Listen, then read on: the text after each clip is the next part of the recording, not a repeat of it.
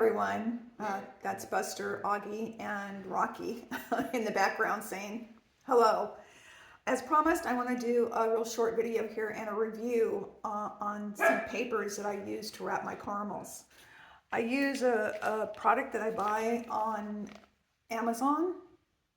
It's a 5x5 cello square made by a company called Crinkle, CRINKLEE.com. These come in different sizes. I have tried the 4x4 square, but for me, I have some difficulties with the dexterity in my hands from some nerve damage in my neck, so I need a little bit more wrapper and stuff for me to be able to do this job.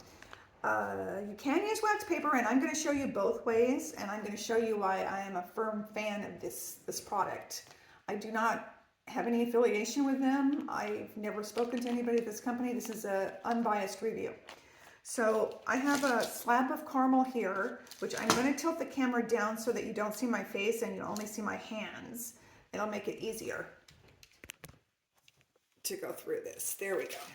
Let's see if I can get this spot on here. A little bit more. There we go. Okay, so I mark my caramel about 3/4 of an inch, and I take a huge knife and cut through it. And obviously you could use any knife you want. This one just works really well for me. And once I get my section done, I'm going to rotate it so you can see how I handle it. I just kind of bring it out to the side like this. And then I cut them in about another 1/2 inch square. So it looks about like that. And to me, that's a perfect bite of caramel. It's two little bites for me. You can certainly cut yours any size you want. But for me, this works really well. I'm going to cut a few of them because I want to show you how I wrap them. Okay, the old-fashioned way we used to use when I was a kid, and my mom always used, was wax paper. And for me, this is not the best way, but it is a way. I pulled off about 5 inches. I bet you that's real close. Yep, really close. And then you have to do a bunch of them and cut them.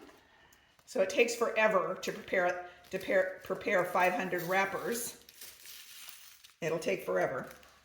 And then you would put your caramel in the center of the square, fold it over, and turn it like this, and twist it.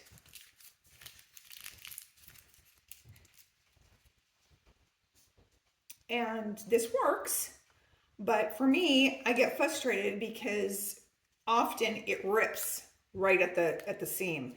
Now, the Dollar Tree in my neighborhood does sell a cheaper made wax paper that's not quite as thick as the Cut Right wax paper or the Reynolds wax paper, and that doesn't tear as much, so I will tell you that.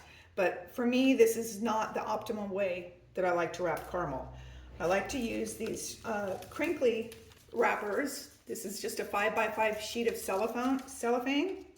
And I put the caramel almost to the center. I bring the top over and fold. Then I put my finger here as I roll the caramel. And once I get all the paper incorporated, I pull it towards me and I go twist, twist, twist 3 times where I'm gently holding the caramel, and then turn it and twist, twist, twist 3 times. And that's how I do it. And for me, these papers are just so fast and easy. They're pre-cut.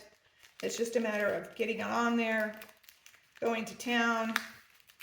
1, 2, 3. 1, 2, 3. And I just keep wrapping and wrapping and wrapping. So that's how I cut and wrap caramels.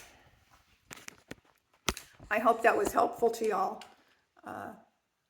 Probably wrap about anywhere from 1,000 to 1,500 caramels in a season, sometimes 2,000, on how many boxes I have to do.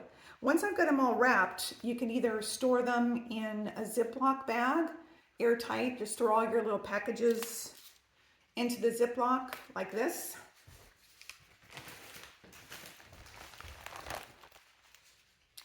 Or if you have a bunch of these cookie totes, you know, people give you cookies or you buy cookies and you save these things. These are really good for storing candy. They're somewhat airtight. Or you can use, you know, the Tupperware, put them in there and airtight. For me, mine's stored outside the refrigerator. I usually don't keep them more than maybe 2-3 weeks before I gift them to people that way.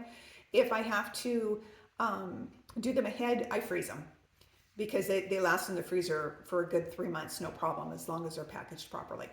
I hope that helps y'all.